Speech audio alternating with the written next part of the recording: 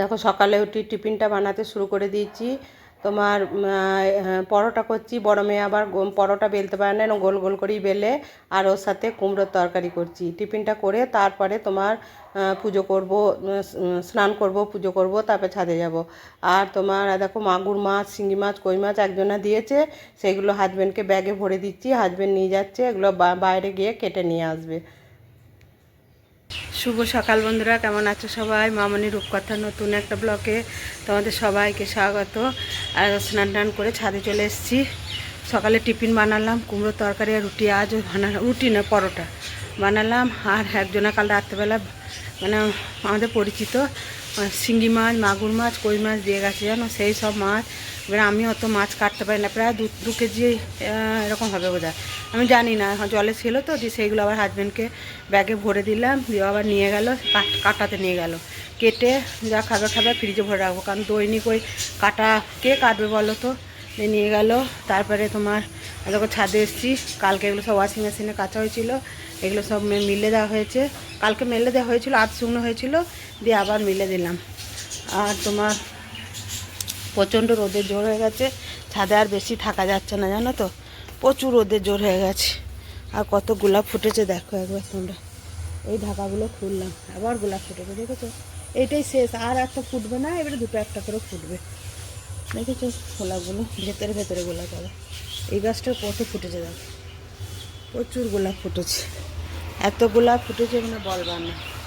চলো আমি ফুলটা তুলে নিই। ঠাকুরের বাসন কাল রাতে ধুয়ে রেখেছি, এখন যখনই যে কাজ পাচ্ছি করে রেখে দিচ্ছি, কারণ এখন আর বসে থেকে করব, কাল করব, পরে করব এই বলে আর কাজ রাখছি না। এখন সঙ্গে সঙ্গে যে কাজটাই পাচ্ছি সে কাজটাই করে নিচ্ছি। এই গরমকালে এইখানে অনেকগুলো দড়ি টাঙাবো, সমস্ত জামা কাপড়ই শেডের তলায় মিলবো, একটাও রোদে মিলবো না। যেটা দেখবো খুব মোটা, রোদে না মিলে হবে, সেটা রোদে মিলবো। আর এই যে এখানে একটা এরকম ঘরের মতো করা আছে, এখানে সব আমার গাছের জিনিসগুলো থাকে। এইখানে গাছে প্রচুর সার টার তো ওগুলো থাকে। আর এই গ্রিলটা দেখো, এই হলুদ রঙটা করে কি সুন্দর লাগছে।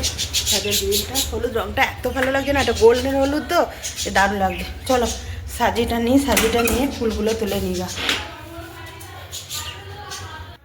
তারপরে দেখো আমার রান্না হয়ে গেছে, সব খাবার সাজিয়ে টেবিলে আমি সার্ভ করে দিয়েছি।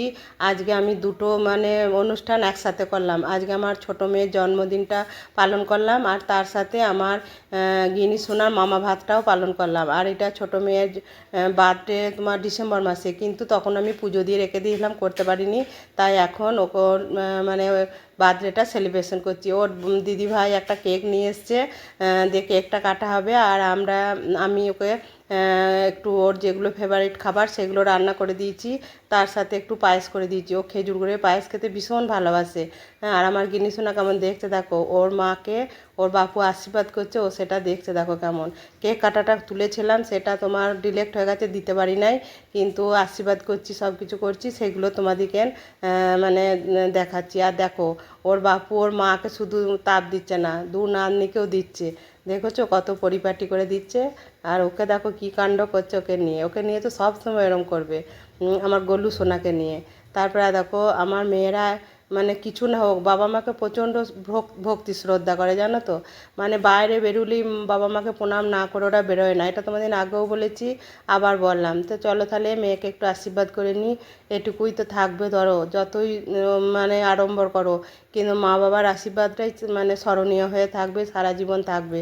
আর আমরা যতদিন বেঁচে থাকবো ততদিনই তো ওরা আমাদের ছায়ায় বেঁচে থাকবে বলো।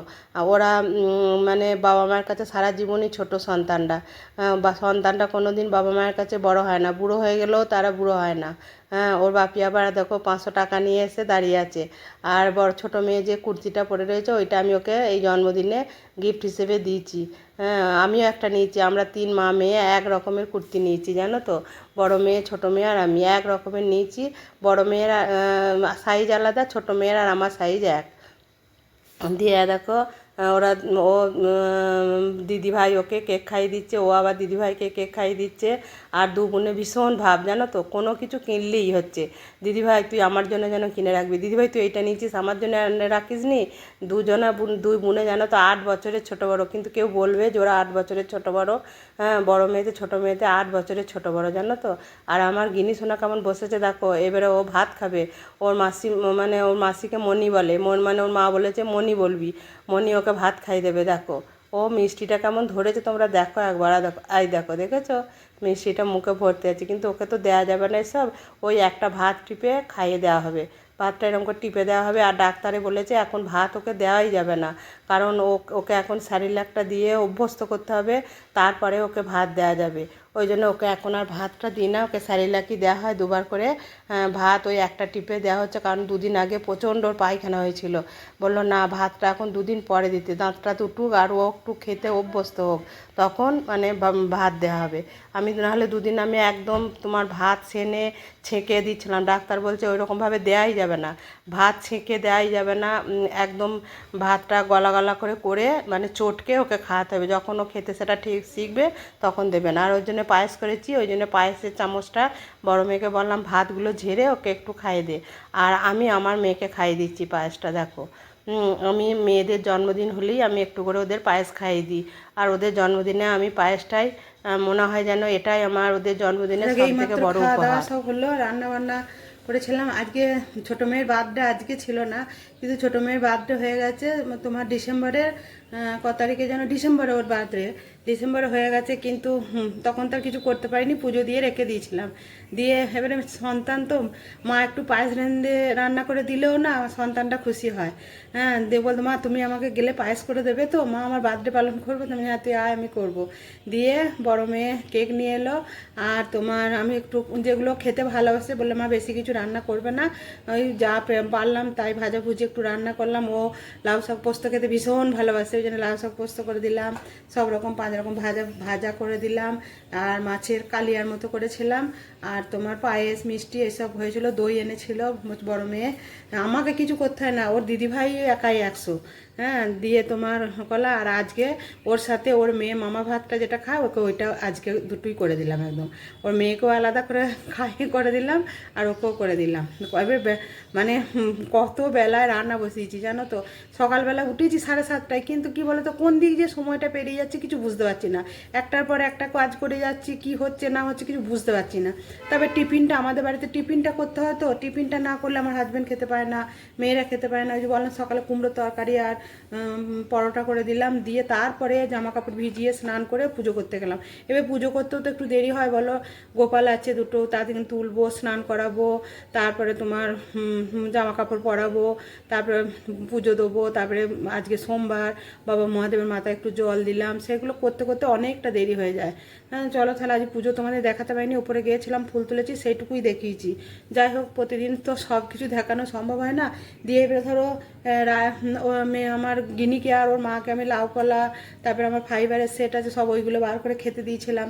আমি কাঁসার থালার বার করিনি জানো তো, কাঁসার থালা না বড্ড ভারী লাগে আছে, কিন্তু ওই বাটি ফাটি নতুন যেগুলো বার করবো, ওরা 12 মাস যেগুলো খায় ওগুলোতে দিই নেই, দিয়ে এগুলো বার করে নিজেই ধুয়ে নিলাম, কারণ কাজের মেয়েকে এগুলো ধুতে দেবো, যদি পুট করে একটু ছেড়ে যায় ভেঙে যায় না, কিছু বলতে পারবো না, সে হয়তো ইচ্ছাকৃত ভাঙবে না, কিন্তু ওই বাসনের মধ্যে দিলে না ওগুলো ভেঙে যেতে পারে, ওই জন্যে ওগুলো তোমার ওদিকে দিইনি। আমি সব ধুয়ে নিলাম, কাঁচাগুলো ফাঁচাগুলো যা ছিল সব এই কটা ধুয়ে নিলাম। বড় মেয়ে ডাইনিংটা একটু ঝাঁট দিয়ে নিল, নোংরা হয়েছিল। দিয়ে এরপর চলো একটু রেস্ট নেবো, আবার ছাদে যাব, গাছে জল দেবো, তারপর আমার গিনিকে একবার নেবো, একটু রেস্টও নেবো। আবার পারছি না, শরীরটা না ভালো নেই কদিন জানো তো, মানে কি হচ্ছে নিজেই বুঝতে পারছি না, ক্লান্তি ক্লান্তি ভাব লাগছে। যাই হোক চলো তাহলে এগুলো ধুয়ে নিয়েছি, চলো। কত বাসন ধুয়েছি দেখো, এই থালাগুলো সব এগুলো ফাইবারের, এইগুলো লাউ কলার বাটি, কাঁচা গ্লাস, এগুলো সব আমি ধুয়ে নিলাম। আর আজকে একটু মেঘ করছে জানো তো, কে জানে বৃষ্টি হবে নাকি জানি না, ছাদে মাটি পড়ে আছে, হয়তো মাঘ মাসে কিন্তু বৃষ্টি হয়। কি বলো তো, এটা আমার গিনি শোনার জন্য এসেছে মুখোশ। ওর মা আর মাসি মেলা গেছিল, আমি আর গিনি শোনা আর বাপু ছিলাম, আমি যাই নাই, সবাই মিলে গেলে তো হবে না, কি কত জিনিস নিয়ে এসছে দেখো, আমি নিয়ে আসছি না, ওরা গিয়ে নিয়ে আসবে। এই দেখো প্রথমেই দেখাই আমার ফেভারিট জিনিস, মেলা গেলে এইগুলো আমি কিনি, এটা মাইক্রোওভেনে বসবে, এই যে এরকম একটা বোল মানে বাটি, যেটা একটু মিষ্টি মিষ্টি একটু কোনো তরকারি একটু থাকলে গরম করা যাবে। আর এরকম দুটো প্লেট নিয়ে এসছে, এমনি এই প্লেটটা ভারী, এটা একটু হালকা। এই দেখো নাম দুটো প্লেট নিয়ে এসছে, আর কত জিনিস এনেছে দেখো, এই যে ছাঁকনি নিয়ে এসছে 4টে,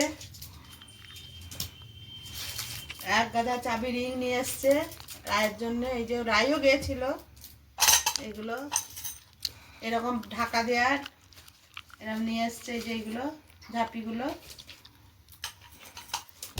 এরকম একটা কোটো নিয়ে এসছে। আর এই দেখো একটা খুব ফেভারিট জিনিস, এখন সবাই এতেই জল খাচ্ছে। এই দেখো কাঁচের বোতল, কিন্তু একে যত্ন করে রাখতে হবে, প্রচুর যত্ন চাই এটা রাখার জন্যে। মা তুমি জল খাবে, নিয়ে এসছে মেয়েরা।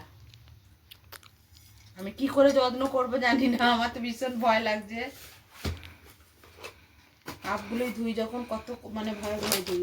আর দেখবে দুটো পাগলিতে কি করেছে, এই দেখো এইটা ছোট মেয়ে এনেছে, বাবরে কত ভারী গনু। আর এটা বড় মেয়ে এনেছে, আমি এক হাতে ধরতে পারছি না। দেখো আমি কাছে তুলবো না, গনুকে দেখো, গনু বিশাল ভারী। আর মাকে দেখো, তাহলে দেখেছো কত জিনিস নিয়ে এসছে। আমি যখন গেল মেলা দেখতে আমি বারণ করলাম যে কিছু যেন আনবি না, কিনবি না। আমাকে জিজ্ঞেস করছে এই খাবে সেই খাবে, আমরা না কিচ্ছু খাবো না, কারণ আজকে ছোট মেয়ের জন্য জন্মদিনের সব পালন হয়েছে, রান্না বান্না করেছিলাম। তারপরে আমার গিনি সোনারও আজকে মামা ভাত খেলো, একটু ইয়ে হয়েছে, খাওয়া দাওয়া হয়েছে, পায়েস টায়েস খেয়েছি, শরীরটা এমনি ভালো নাই তোমাদের তাহলে আজ সামনে ভিডিওটা বললাম। এই পর্যন্তই, দেখা হবে নেক্সট একটা ব্লগে। তোমরা ভালো থাকবে, সুস্থ থাকবে, টাটা, গুড নাইট।